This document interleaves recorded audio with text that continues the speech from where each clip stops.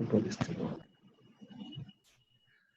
Sorry, we had I think I saw a couple. I think I saw a hand up. Josiah.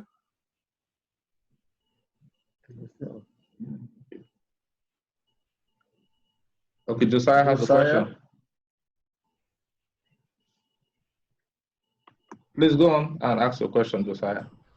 Okay, Dr. Terence, thank you for the talk so far. It's been a very good one, even if I joined very late.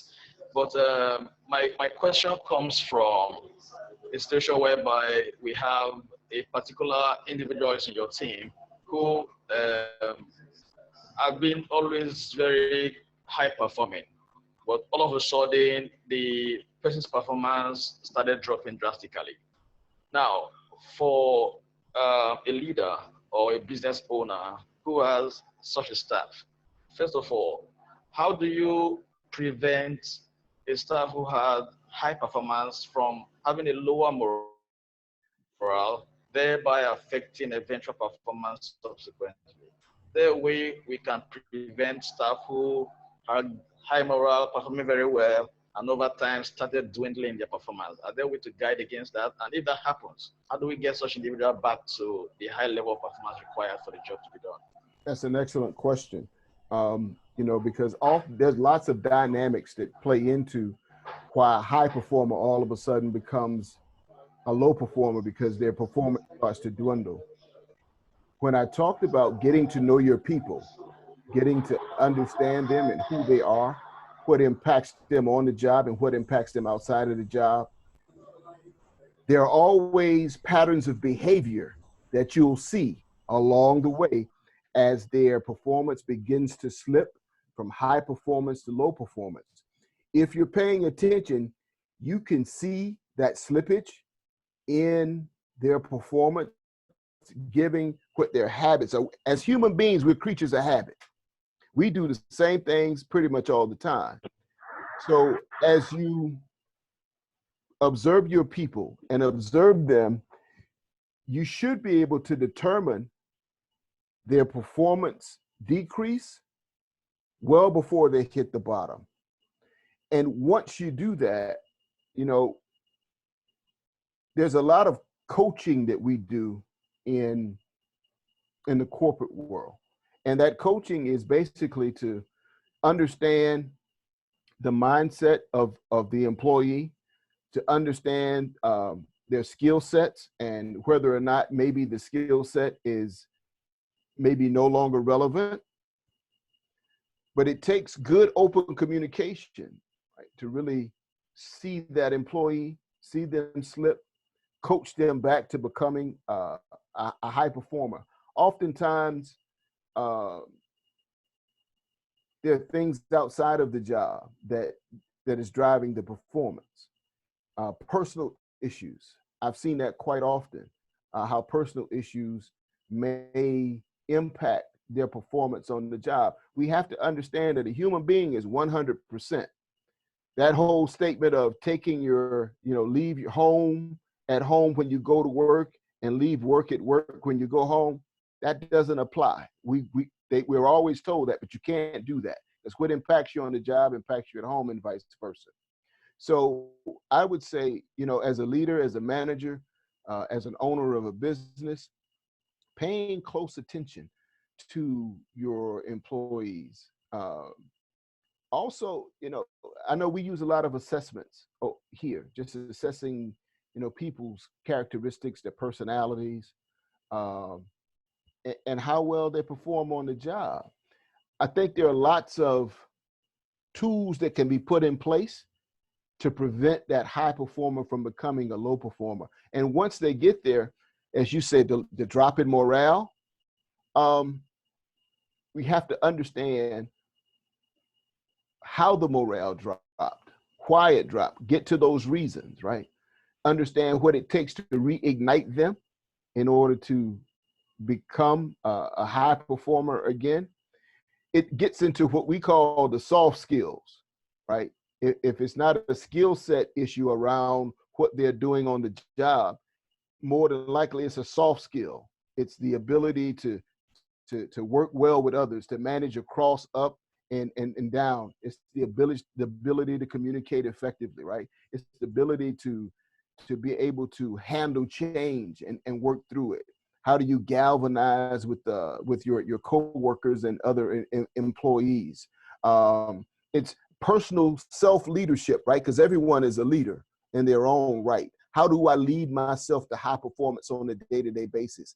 How do I motivate myself without necessarily getting the inspiration from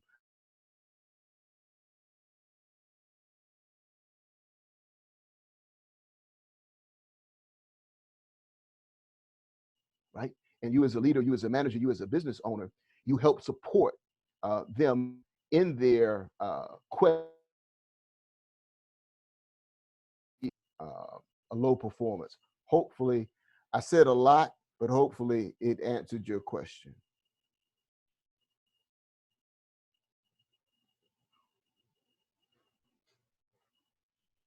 I have a question, please. Yes, yes. Yeah, I just need to understand how can we make a balance between, I don't say transformation, but disruption. Some employees have disruptive. Yeah. I'm thinking in French, huh? Sorry. Disruptive ideas, or they have futurist ideas. So how can we make a balance between futurism and ethics in any organization? And finally, I have a hope that we can do a webinar about knowledge industry, because it's very important for any organization. Thank you so much. I'm fortunate to be with you. Thank you. Thank you. You know, I'm going to answer the last portion of your question first.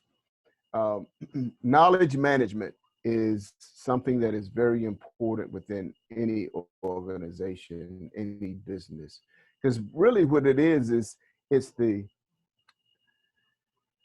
gathering of all the implicit or tacit knowledge so that it helps the organization run better, right?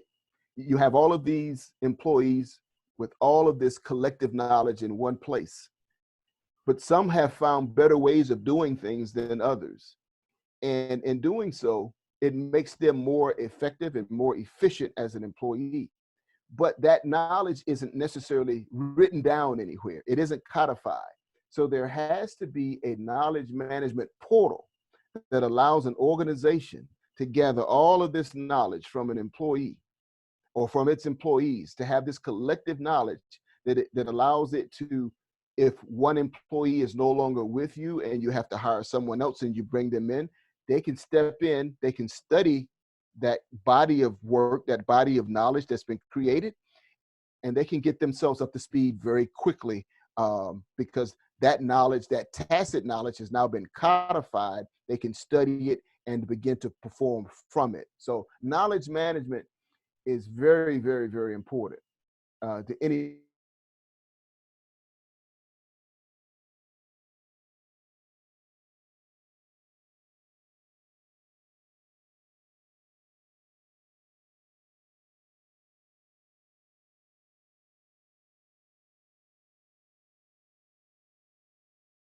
organization, but they're also given that time where they can be disruptive. They can use the creativity of the innovation within them to create new products or new services or new processes within the organization in which they currently work. I would identify those disruptive people and I would create that environment for them to understand that we really value and appreciate your ability to be a futurist. We appreciate your ability to create and to invent. And because we value that in you, we want to give you this time to do that. And so they feel even more valued. And I would be willing to say that their productivity on both ends, what they're doing for the company, as well as in disruption, will probably increase.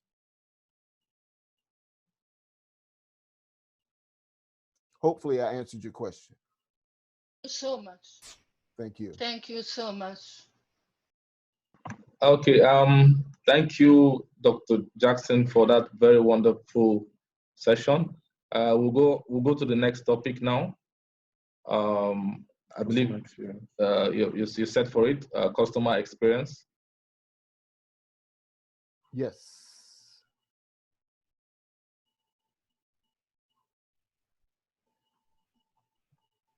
So customer. Okay, I'm just. Yeah, please go on, please. No, you you go right ahead. I was just closing a couple things out that I created around the building a high performance team. But now we want to talk about customer experience, and I am going to have a different kind of take on it, because I think we need to understand that when we're talking about customer experience, we need to consider not only our fellow coworkers, we need to have our outside customers, external customers, and our internal customers. So as I talk about the customer experience, I'm going to talk about both the external and the internal, because your coworker, your employee, is also a customer. There are certain deliverables you have to pass along to your coworker in order for your organization to work, and for you to ultimately be able to provide great service or great products to your external customer. So you have to see everybody as a customer. So the question is, how does your coworker, what kind of customer experience do they receive from you? How do you treat them on a day-to-day basis? Do you value them? Because we talk about morale, right? If in fact morale is low, oftentimes it's because there's some internal strife happening between employees. We have to find out what that is. We have to be able to deal with those perceptions. And so as my internal customer experience is great, the higher my productivity as an employee, because I feel a part of the team.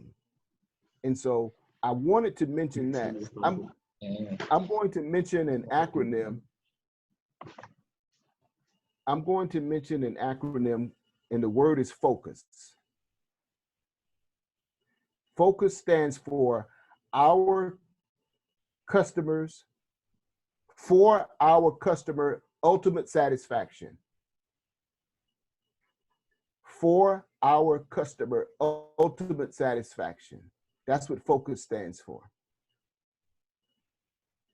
And so each and every customer experience, when you think about it internally, and you think about how you're engaging with your customers, you have to ask yourself, are your customers getting the ultimate satisfaction from us?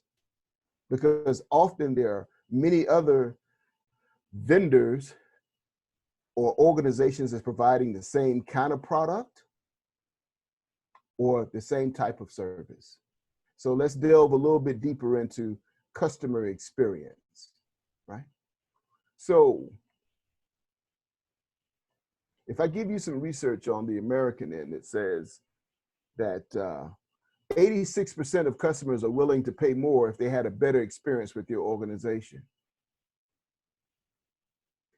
86% of customers are willing to pay more for a better experience. That means they want to be treated well when they engage with you and your employees and your products or your services. That's a lot of revenue left on the table. So that's why customer service is extremely important in the world in which we live, or customer experience. And your customer experience is of critical importance to the sustained growth of a business. It's important to ensure a positive customer experience so that customers build brand loyalty and affinity.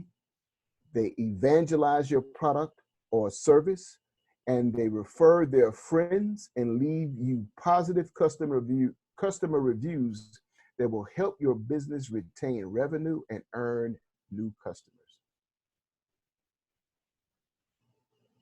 See, customers have the power, not the sellers. Who gave them the power? Oh, the businesses gave them the power. With the help from the World Wide Web, the internet. See, customers have more options today than they've ever had before. And with greater ease, they can purchase products or services online or offline. And see, your customers and the experience that you give them is the greatest resource to grow your brand awareness and to grow your business.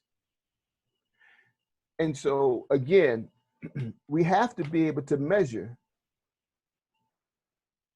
what a customer experience looks like. And I have 4 questions that will enable you to do that if you care to write these down. Customer experience. The first question is, how do you analyze your customer satisfaction survey results?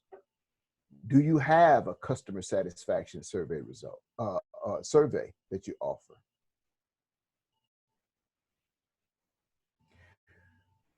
Do you identify the rate and the reasons for customer churn? Customer churn means, they may come to you and purchase something today, they may not ever come back again. What happened in that experience that maybe you satisfied their desire for their product or the service, but they just didn't come back?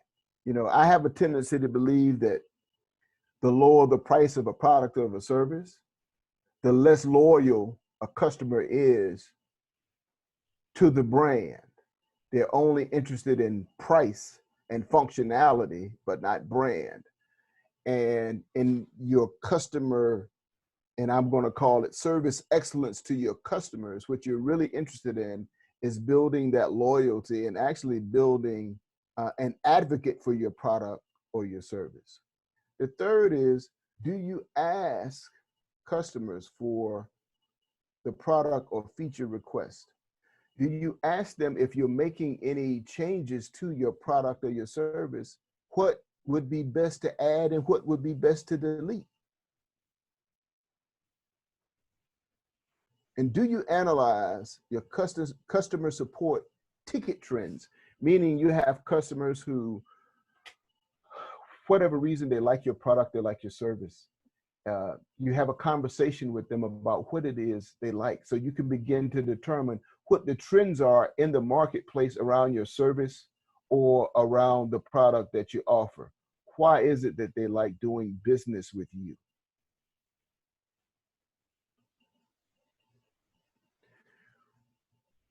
To give you more insight about the first one, which is analyze customer satisfaction survey results. When you use a customer survey on a regular basis, or after meaningful moments along the journey that the customer has taken with you, they'll give you ideas around what their experience is like with your product or your service. And one of the great ways to measure this, we call it the Net Promoter Score, which is a product to help with customer experience. It measures how likely your customers are to promote to their friends, to their family, to their colleagues. When you get this data and you can aggregate this data, then this data will tell you what that customer experience is like with you. And you need to understand that it doesn't matter the size of your business. You can only grow your business by understanding how a customer sees you, what they think of you, and what they think of the interaction that they have with you on a day-to-day basis. And so the smile, the manners, the thank you, we appreciate your business, that goes a long way. It may seem very small, but it goes a long way. And that's a major part of building an optimal customer experience. And again, I talked about systems earlier. I said, the system will get out, the system will give you the results that you look for. You have to see customer experience or service excellence as a system. a subsystem of the organization, because customers are extremely important to driving growth, to generation of revenue. You know, the second part around customer churn, you know, it's going to happen. So you're going to have customers, for whatever reason, who may not be brand loyal, but they're just looking for price. And you need to understand that, because ultimately you want to be able to convert them into a brand loyal customer. But it's how they experience your organization, how they experience your service, how they experience your product, that will determine whether or not they become brand loyal and an advocate. You know, there's a book called Raving Fans. I think it's by Ken Blanchard. It talks about how you take a customer through the journey of becoming a raving fan, because we know that marketing, the best marketing and advertising you can get is word of mouth. But the first thing you have to do is offer them a great customer experience in order for them to become that raving fan. The third piece is, as customers experience your product,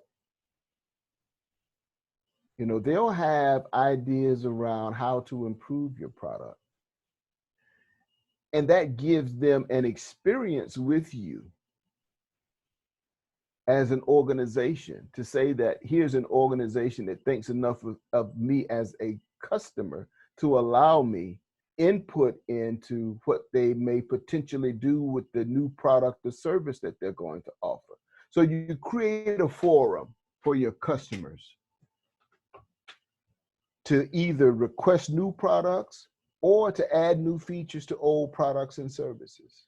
And this forum can be done on social media. It can be done as easily as an email survey.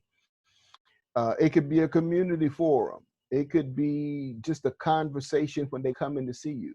A question like, you know, if we were making a new product, you know, given the fact that you've been a loyal customer with us, how can we make this a product that would be very successful? Again, you get the chance, they get the chance to experience you as an organization. And so that's all a part of customer, what that experience is. And I've mentioned the term earlier called service excellence. That's a different mindset than customer service, because what you're saying is, for every opportunity that a client has to experience us, it is going to be an experience of service excellence. And it will not be anything less than that. So when we talk about service excellence, we have to be able to create a system to standardize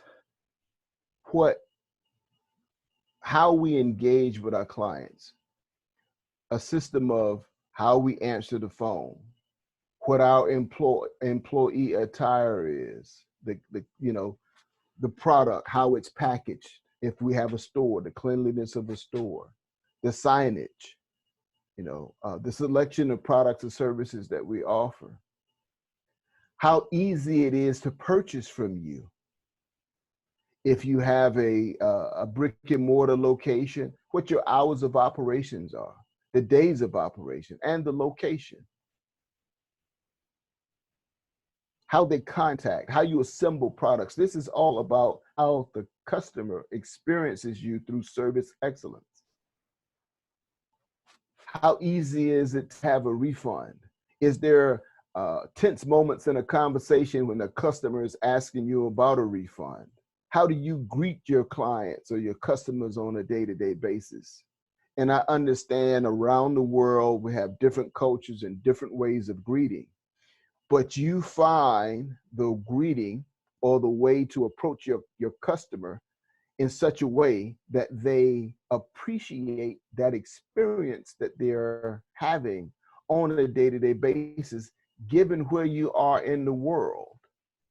You know, when we think of certain organizations around the world who have been able to scale globally, all of this is a part of a strategy that they have around their customer. What that customer experience is giving our packaging, our product, our service, our people, our logo, you know, who we hire, why we hire certain people, how we train people, how we engage not only our employees, but how we engage the customer, what our reward systems are, not only to our internal customer, but how our reward system we may offer to our external customer, what technology we use and why, setting of the expectations. All of that sets the tone for what your customer, how your customer will experience you. So it is a full system that we're talking about when we start to talk about your customer experience. For instance, each and every one of you on this call today is my customer. How you experience me and my ability to articulate the information, my ability to answer your questions, my ability to be clear in the topic that I'm speaking of. You're all my customer. So there's an experience that you're going to walk away from today, whether it's good or not so good. You're going to have an experience with Dr. Terry Jackson as a client. And what I'm disseminating today is basically knowledge and information. So that's how we have to approach it. Even when you walk up to a friend on the street, at some point in time, there's some kind of, not maybe formal, but informal business transaction. There's a conversation. How did you experience your friend that day? Oh, they were in a good mood. They were in a bad mood. What was going on? Something was happening with the family. It's all we have to do when we think about customer experience is, how do we want to experience, what kind of experience do we want to have as customers? And you simply give that to those who are your customers. We're talking about human beings, right? Human beings being human, being good to being good to each other, right? That's all customer experience really is. Think about when you're a customer, what do you expect from? What do you expect from those who are serving you when you are a customer? Then all we have to do is reciprocate that, right? It's human to human. You want a good experience when you're purchasing a product or a service. You want to be able to turn around and do the exact same when you're offering a product or a service. It's very simple. However, we as human beings make it so complex. It's no better than treating another person as you want to be treated. Very simple. But we give it these titles as, you know, my customer experience. Well, if I were purchasing the same product and service, what would I want from this? If you want to optimize your experience for your customers with your product or service, just ask yourself, when they purchase this product or service, if I were purchasing this product or service, what would I want? And then let me give it to them.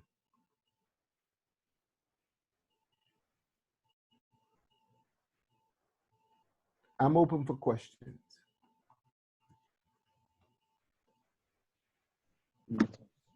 Thank you, Dr. Jackson, for that very wonderful session. That was awesome, as usual. So we're going to have some questions now. So if you have any questions, please just you can either unmute yourself or you can signal us so we can unmute you, so you can ask. Thank you. Thank you, Dr. Terence. That was You're a welcome. great one. That was a great one. We thank you. Customer experience is actually a wide topic. I mean, we can just keep going on and on and on and on. Yeah, thank you. So if you have any question, please just indicate, unmute yourself, and then ask your question.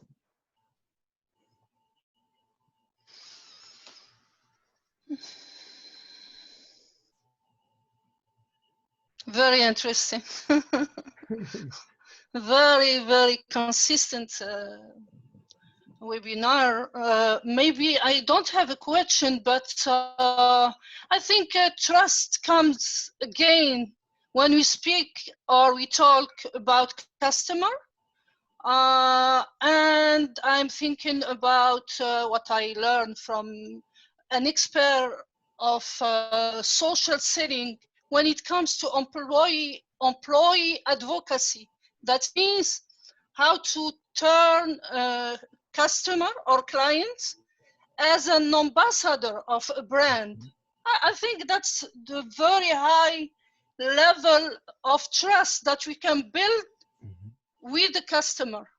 That's all I have to say. Thank you so much. I learned a lot from you. Thank you. Thank you. Dr. O.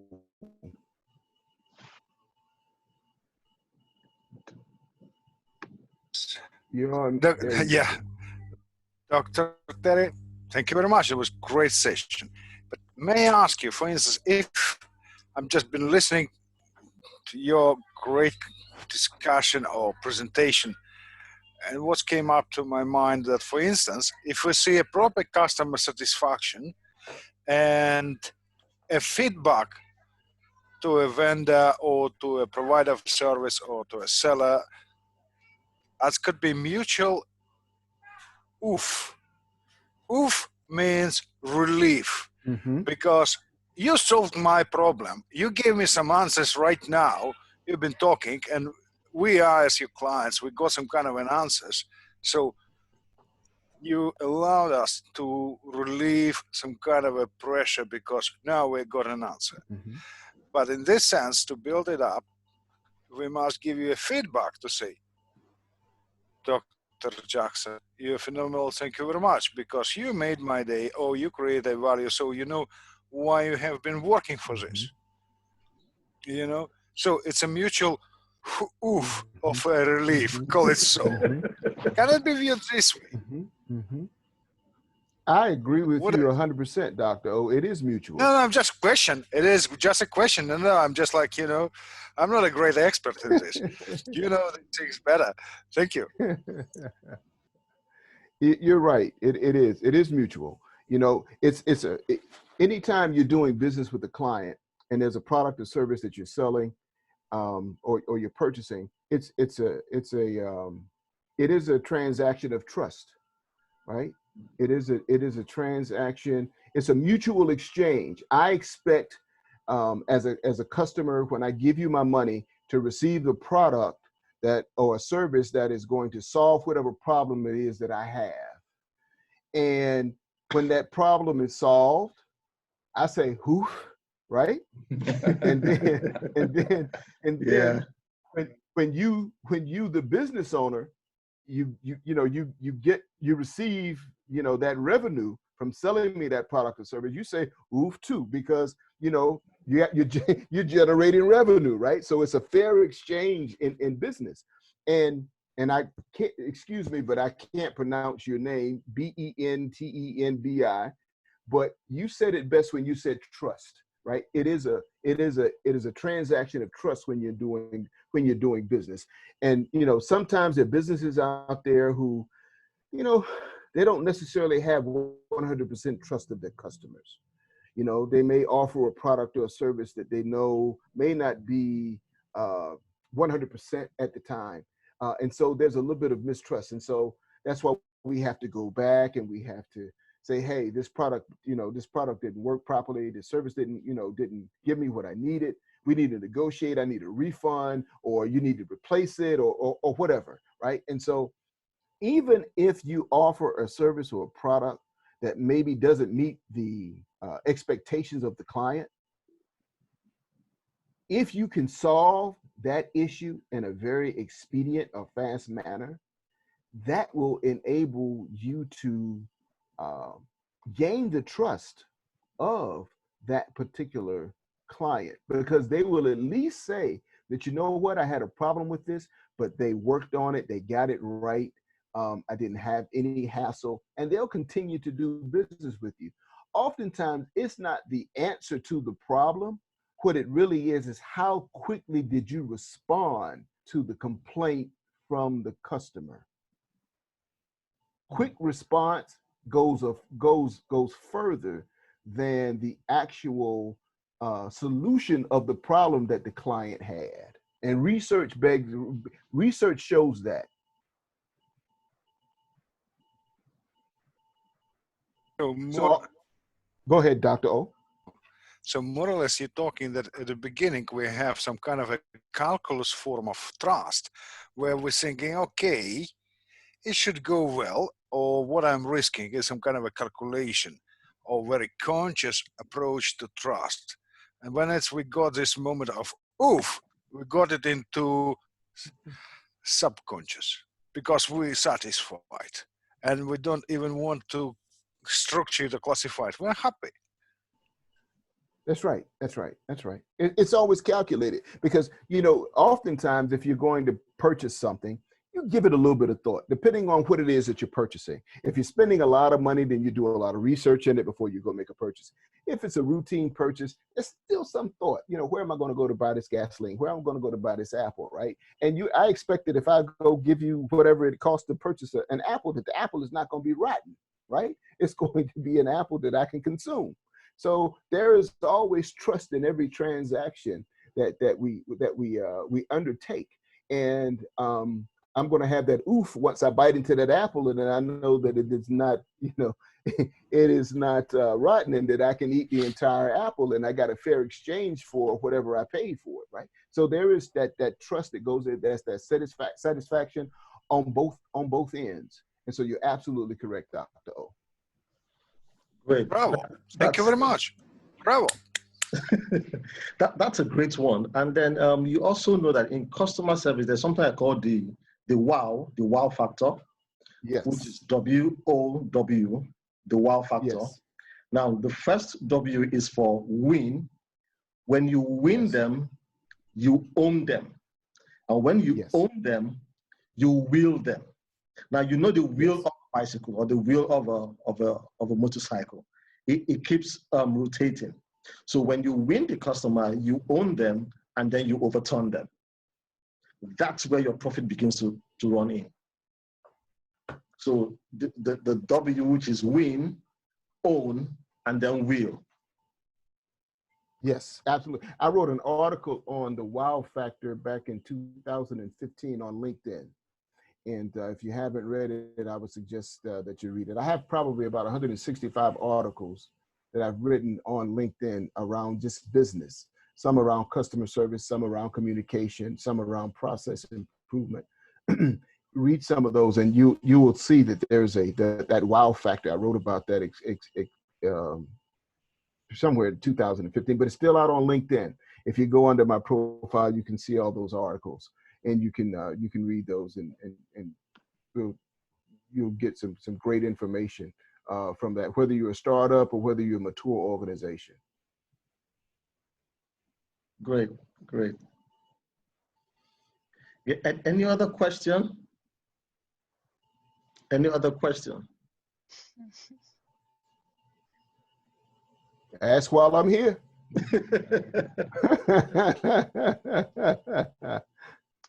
Very interesting.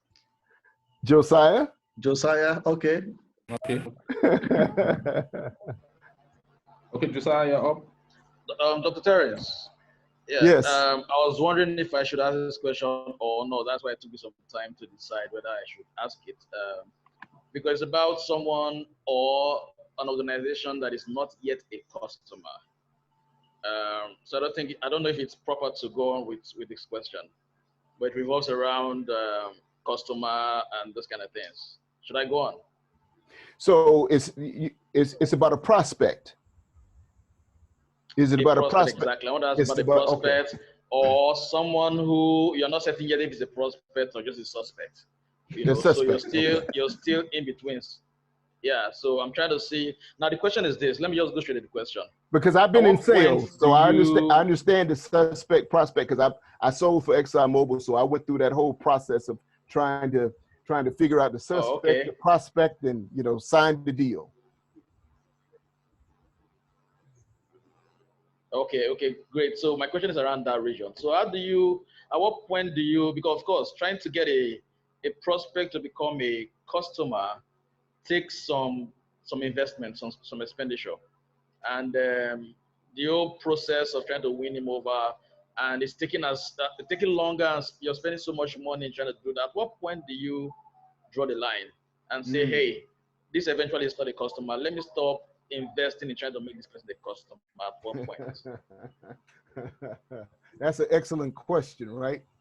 When do you draw the line and say, okay, this suspect is not going to become a customer because I've invested X amount of dollars. Yes. I'm sure you've done the numbers to see, what you spent versus what the potential win could be, what the return on investment could potentially be. Have you run those numbers? I'm asking not you really. That's what I'm trying to find out at what point.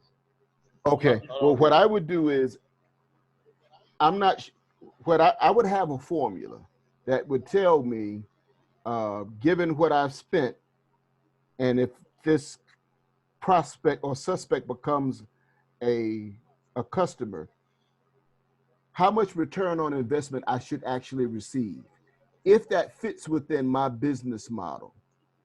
Say, for instance, I don't know the business that you're in, but every business has an average return on investment that it needs to make, given what their industry is. You can look at different industries and you can say, this industry, I should be getting this kind of return on investment, right? If you're spending more money on the acquisition of this particular suspect, then they're going to return to you on your return on investment as with profitability, then you need to figure that out quickly and see what that is and make a decision. For instance, there's some people out there that say, let's say I'm in the consulting business and I'm pursuing someone, and I know that normally I have a 40% or 50% margin in my business, meaning when I engage, depending on what I charge, I know that I'm going to make, after all expenses, 50% of what it is going to be my profit. You need to have a formula like that as you're going through the dining of, taking your client, taking your suspect out, talking to them, or doing whatever you do. You need to have a formula to say, ultimately, when I sign the deal, will it meet my margins? If it doesn't, and if you extend it, if you have an extended period of time, then you have to have what I call walkaway power. Every salesperson has to have walkaway power, right? Where you can walk away because your abilities will enable you to attract other suspects that will become prospects and clients faster than wasting your time with someone who just wants information and knowledge from you, but's never going to sign a contract.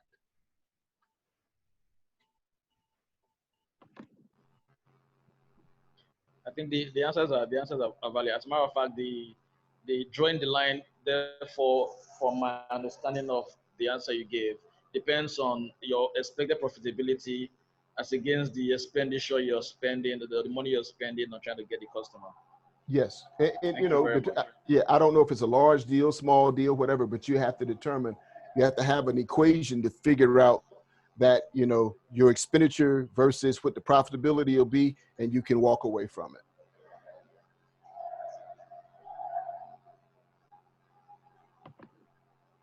Do we have any other question?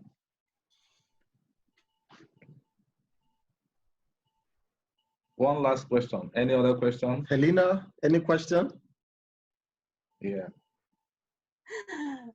Dr. Terence, thank you so much. I'm listening. This question from Jose was a very, very interesting question. I don't think a question, but usually I use what I called my business sniper mode on, which is very important to define and to fill the gap between a prospect and the actual client. Do you agree on that? When I say business sniper mode on, you understand the concept, right? Yes. So when you target a client, how can you make it more effective? Probably we're getting out of the subject, but I'm going within what Jose asked for. Well, so when you target one client, how to make it more effective for the ratio? You know, the higher ratio, right? Instead of getting 20 proposals to get one client, you get two to get one, 50% of ratio or more. So what you're talking about, how do you see that? You're talking about being able to really close. You have to be an effective closer, right? That's what you're really talking about. Because that's from the beginning. Yes, that's the key to sale, right?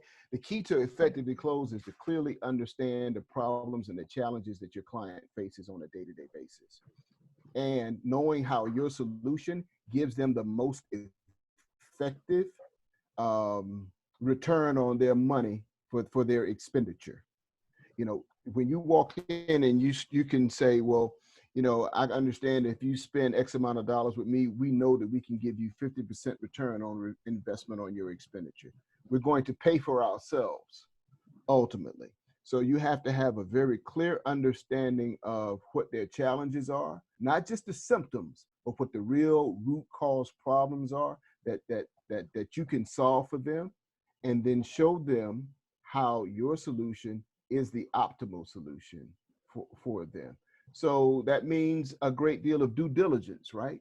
That means a great deal of getting into the organization, having a lot of conversations and finding out what the real problems are, and knowing who the decision makers are. Because oftentimes we'll get to a person in which we think we're ready to do a deal, and they can't make the decision. They have to go somewhere else. So we have to know, to be as effective as we can, we have to know who the decision makers are, and most importantly, what their signature authority may be. For instance, if your deal is $1 million deal, but your person can't do but $250,000, you need to go to the person who can sign, who has the signature authority for $1 million. Because then, if their signature authority is $1 million and they can sign anything up to $1 million, then you need to, they can sign an $800,000 deal, right? Without having to go get approval. So you need to understand what their levels of approval are, who the ultimate decision makers are, and find out the real root cause problems that they're having, right? I can tell you, I can give you 3 letters. I don't care what the organization is, what service or product they offer. Their problems are going to fall in 3 of these categories, in these 3 categories: time, team, and money. So I go in knowing time, team, and money. I already know that. So now when you start talking to me about the problem, I can break it down to, okay, this is a time issue. So if this is a time issue, this is an efficiency issue. So we're talking productivity, so maybe process improvement. If we're talking money, I can look at sales. What are they doing from a sales perspective? I can also look at the bottom line and look at what the cost structure is of the organization, right? Maybe it's a redesign of the cost structure. I don't know what it is that you offer. But if you think about time, team, and money as you're listening, you know that in one of those buckets, that's where their problems are going to fall. And then I can, and depending on what you do, I do this as a consultant, right? So I'm listening and I'm listening, okay. So I can go in at any point of an organization, from leadership to the person on the floor. And as I listen to them, I know if it's a people issue, what it's going to tie into. If it's a process issue, what it's going to tie into. If it's a leadership issue, what it's going to tie into. And then I can offer them a holistic solution. That's why I said we have what I call a systems approach to organizational development, because I can go in a people issue or a process issue, and I can help them resolve their problem. So understanding clearly what the problem is, what they've tried to do to solve the problem before, who they've tried to use, how much money they've tried to spend, why it didn't work. When you understand all of that, it will allow you to very clearly and very quickly offer them a solution that's needed. Thank you. Thank you. Thank Hopefully you, I Dr. answered your Terence. question. Yes, very well. Great, great. Bravo, bravo. That was awesome. Thank you. Thank you. So do we have any question? We have 1 minute before we Yes, I think that I have a last question, because at the end he speaks about a very interesting thing, which is bringing a solution for a client. So I think that instead of trying to sell, we have to help customer, Yes. because the customer buy you before buying your product or service. Yes. Yes. True. Yes. That's all. Yes, absolutely. That's right. And I don't care what, if I'm selling an apple, right? My apple is a solution for someone's hunger. So I can very simply understand it's either hunger or desire, right? They desire the apple, they may not be hungry, or they are hungry and they need it in order to fill them. And so I need to understand what it is. So if I have a grocery store or a vegetable mart, and, how can I help you today? What are you looking for? Those simple questions give you insight into a solution that you can offer them, especially if you're having quote unquote a sale on something. If you own a vegetable mart, right? You can guide them toward the sale, because more than likely you have a sale because you got a good price on it. You got a good price on it. Then I'm going to optimize my profit margins on it. And that's what you really want to do. You want to be able to operate. I know here in the States, we say, get what the market will bear, right? And, in a capitalist society, that's what we say, get what the market will bear. And so with that, I don't care what business or service you offer, until you understand the solution that you offer to your clients, you will not understand what it is to secure that prospect as a signed client. You have to understand the problem and how you solve it. And that's in any and every business that you have. It doesn't matter. I could have a vegetable stand on the side of the road, or I can offer an X-ray machine to a hospital. I have to understand the problem. Oh, awesome. That was a fantastic session. I'm sure we'll still have questions, but we have to end the session for today. Dr. Terence, that was awesome. That was very Thank fantastic. you very much. Thank you for your time. Thank you. Thank you for the opportunity to learn more from you. I want to let you know that this particular session was live streamed on Facebook. So we had a lot of people watch you. Yeah, we had a lot of people watch you. Oh, thank you. We're also going to send the videos across to all the participants' email. And if you have any more questions, you can check on Dr. Terence on LinkedIn. You can follow him and ask him and connect with him and ask him any questions you have. So thank you, Dr. Omar, please. Yeah, so tomorrow will be the final day. I'll be taking the last session for tomorrow, which is executive presence and personal branding. Same time, same place.